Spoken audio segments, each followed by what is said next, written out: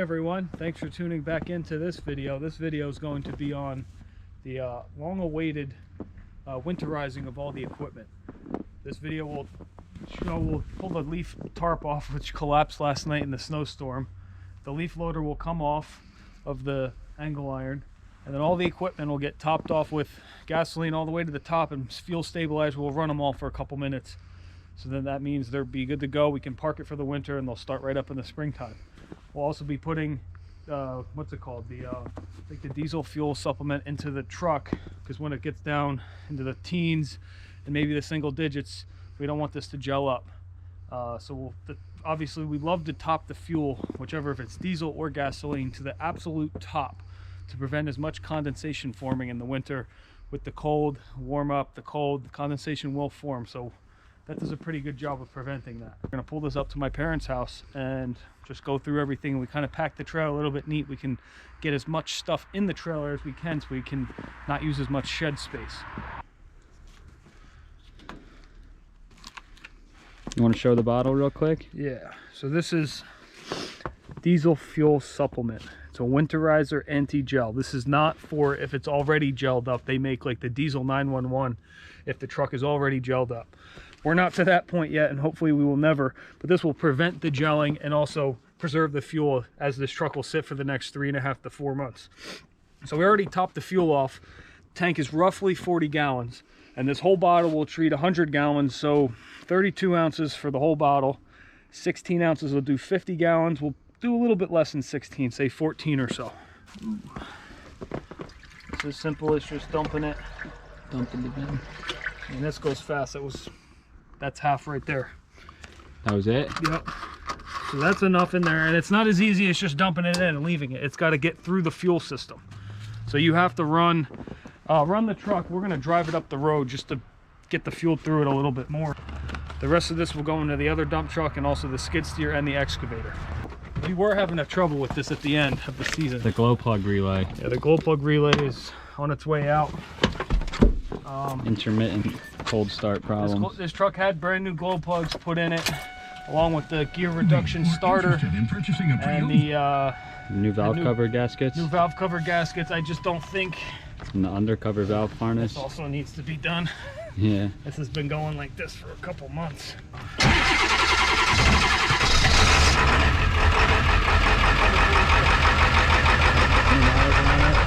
160 almost to the number.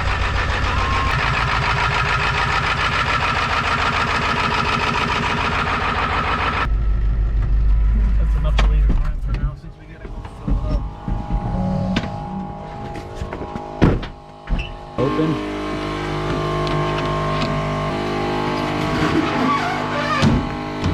So here was the remaining setup from when we had leave season. Hurricane, 2 walkers, and the Skag. Obviously all of our trimmers and everything's on the racks, but we're gonna take this trailer and empty it completely, right? Yeah, we're gonna take everything out. The Hurricane blower is coming home with us, because that's gonna be a game time decision if we're gonna throw it for sale or not.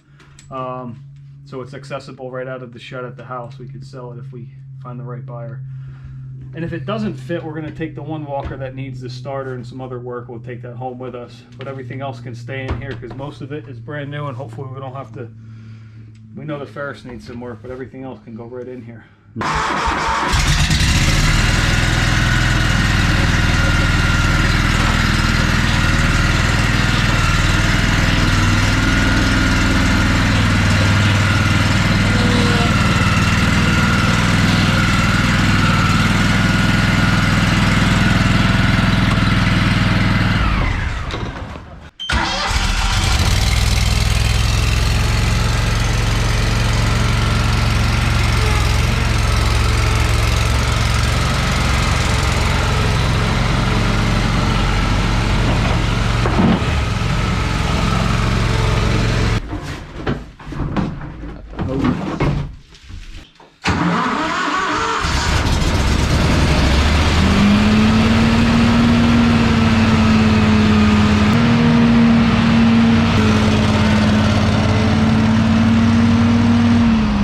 Start.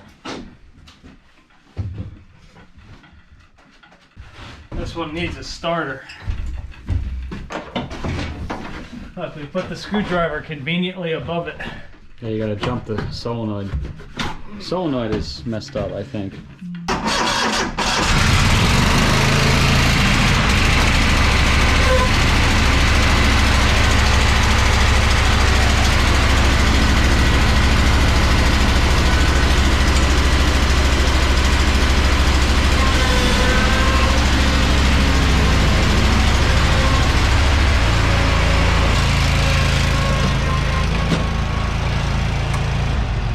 Are you taking them off? You want to give me that? Yeah. We don't have the impact here, so we will just only 4 bolts. You have it off. All right, got it off. It's only 4 bolts. It's only 4 bolts. Now we can, well, how are we winterizing it? We'll get it down there, we'll start it up, and we'll just top it off with fuel and put the correct stabilizer in it, run it for a couple minutes, and that's it. We'll see this thing at the end of September. Yeah, this will go in the front of the trailer, right? Okay, because we'll put it on the walker deck. We can drive it right in. It's 1 ounce for every 10 gallons? Yeah, so 1 ounce for 10 gallons. Let's show them what it is. So that's an ounce. Yeah. This full level is an ounce. We'll do 10 gallons. So 7.5 gallons, 5 gallons, 2.5 gallons, 0. So this fuel tank on this leaf loader's a gallon maybe, I'd say. So it's already filled to a quarter, which is 2.5 gallons. I'm gonna put this in because this is gonna sit for a whole year. Let me see the bottle real quick. This is the Stable Marine. They also make the red one, which is called Stable Storage. But doing the math, this does the same thing, and you're more better gallons off for a better price. But yeah. I've always put the Marine stuff. We've had these leaf loaders for 5 years now, and think they sit for 10 months out of the year, and we've always put this in. It starts right up. You could pull start it in the middle of the summer, it'll start right up every time. Yep. But it's important that it just is able to maintain the ethanol in the fuel. That's where you go wrong is. So that's it. Yep, you dump it in. 1/4 of an ounce, and then we'll put another couple drops of fuel. And also you want them to drive out moisture if they can. The stabilizers, we like that one. It works all the time. So then the important part though is to run it. Yeah, you have to get it through the fuel lines, through the whole fuel system, into the carburetor. And just like the truck, you got to run it. Yeah. Make sure it's topped all the way off, run it, and then go from there. Definitely make sure that these are covered, because moisture will find its way into this machine one way or another, and that's the last thing you need, because that's where you start losing parts and stuff starts seizing up, and cables, and even if it gets into the cylinders, that's where nightmares start to happen. Yeah, I remember 10, 12 years ago, we got an early snow, which put everyone out really, really early, and most companies left their leaf loaders on their trucks or outside. Our dad did, I did, and I got lucky. Mine was fine, but where his was located, the snow hit it. I mean, this was like a pop-up middle of October storm, 2010, 11, somewhere around there. And the condensation made its way into the oil, into the crankcase, rusted out the linkages, just a tad on the carburetors. He started it and the carburetor was open all the way wide, and it over revved, condensation in the crankcase, and it seized the motor, blew a hole right in the side of it and locked it up. He needed a brand new motor, but that's why we recommend putting these inside if possible. I know storage is an issue and these things are very heavy. It's easier to leave them there and worry about it next year.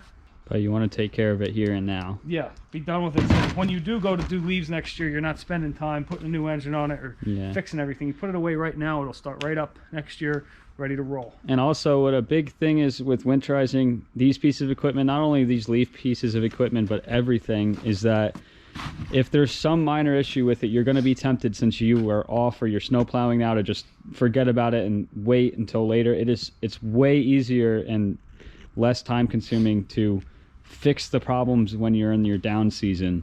Yeah, so this machine, even though it's for leaves, if you have a problem with it, you're going to say, oh, I only use it one time out of the year, and then it's going to sit, and then next fall is going to come and this problem's still going to be there, and then you're going to be scrambling when the leaves start falling. So we're gonna plan the storage in this trailer. That the brand new walker has nothing wrong with it, as it should, because it's only a year old. That'll go first. The Skag is brand new, has nothing wrong with it. That'll go in there first also. The Toro somewhere around here, that's almost new, has nothing wrong with it. That'll go all the way in the front. We're gonna leave the Ferris, which we know needs tires, a muffler, and the fuel system looked at. Yeah. We'll leave that at the back of the trailer, and that walker needs a starter, needs the engine pulled and some seals done to it. So we'll leave that at the back. So everything that doesn't need it is in the front. We could pick a day in January or February and just open the gate and knock out each piece of equipment. So exactly. that's how we kind of store everything. Yep. But we'll start this up. Let it run for about a minute, work its way through. We don't turn the fuel off. We leave the fuel on. We don't dry the carburetor out, because we've seen to find that dries out the gaskets and the diaphragms in the carburetor. So we just leave everything on. Fuel system stabilized, everything works its way through, and we'll be good to go. As long as this battery is not dead, which I think it might be. Yeah, we could pull start it. Yeah.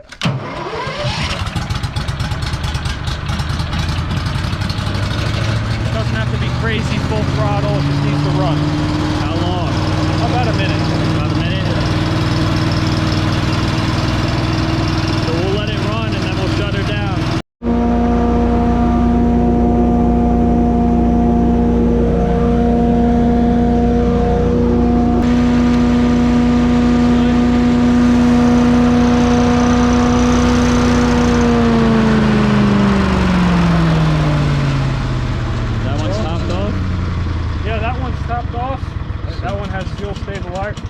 Stabilizer in it. That one's done. That one can go sit for the next year. It'll start right up. This one will run for about a minute or so. We'll put the leaf loader on the mower deck. The only thing we have to do to this one really is it's going to need new tires already after one season.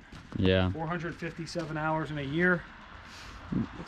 That's a good amount of hours because we disperse them upon most of the equipment, but that's a good amount of hours for the past 8 months. And also, one other thing that goes a long way is if you haven't kept up with greasing your machines throughout the year, it'd be a good time right now to definitely make sure that you grease them up, or make sure that the linkages are free and stuff, because stuff that is not moving properly is going to be even worse after it's been sitting for 4 months or so. 4 months, and it's a good idea to just make a mental note, jot it down, what every machine needs now. Yeah. You got money flowing in from fall cleanups to order everything now versus March. It's the end of the winter. If you don't plow like us and you need to do a substantial repair or even a little repair, order the parts now and put them somewhere. Make sure they're marked. We did keep up with the greasing, obviously, and nothing really needs anything substantial except this needs the starter taken out, but that's inexpensive, so we're going to order that shortly. So we're just going to run through the rest of these machines with the stabilizer, and then we'll get the pack in the trailer. One other thing I want to point out too is that if you don't know the size of your fuel tank, you can look it up. Some models that'll tell you right on there. Just go on Google and type in, if you type in Skag Windstorm fuel capacity, it comes right up at 8 gallons. If you don't know it though, or some other type of machine, you don't know how much is in there, just go with the safe side, do a rough estimate, and it's better to put more in there than less. You just want to make sure that you put it in there so that the ethanol doesn't drop out and, you know, cause problems with the fuel. And the bottle of that marine stuff is like 35 bucks. You'd rather have to do that than get to the season and need your equipment to be reliable and it's just not there for you if you didn't take care of it. You can top off your leaf blowers and your weed whacker and stuff like that. Make sure it's mixed, obviously.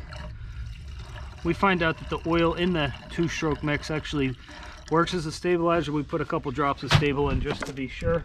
Yeah. In the past, we really haven't had any problems with these things, though. Parts are becoming more and more expensive. We'd rather be safe than sorry, because the carburetor for one of these, whole blower is 700 bucks. The carburetor gets gunked up, you need to replace it. It's like 100, I think, just for the carburetor. Yeah. Which is nuts. And this is the setup that we got right now. We got walker mower up front. We got the Toro multi-force. We got this, the leaf loaders up there underneath this pail. Skag. We're gonna try to leave the Ferris and this walker just to the back because, like we said, we got to work on them over the winter. And then the Hurricane's coming back to the house. Believe it or not, it all got in the trailer. Is that all the pieces of lawn equipment? Go in there, yeah. We have the other walkers at home, the backup one. The backup one, we're gonna. This is obviously, yeah, that's going home. But everything we're keeping is right. Everything here. is right in the trailer. Actually, yeah, because this, if we get the right number, we will sell it. 290 hours. It doesn't need anything. Like as we sit here right now, it doesn't need anything. It's just we are favoring the Skag over this. Some companies like this one better. Our personal opinion, I did like this one better until we bought the Skag, but there's nothing wrong with it as it sits here. All right. So me to talk or you? Yeah, well, obviously you could see that the snow crushed the first thing. We were a day late doing this, but no big deal because the tarp is what it is. And we had someone comment and say, like, we must be rich for keeping these or throwing these pipes away and replace them next year.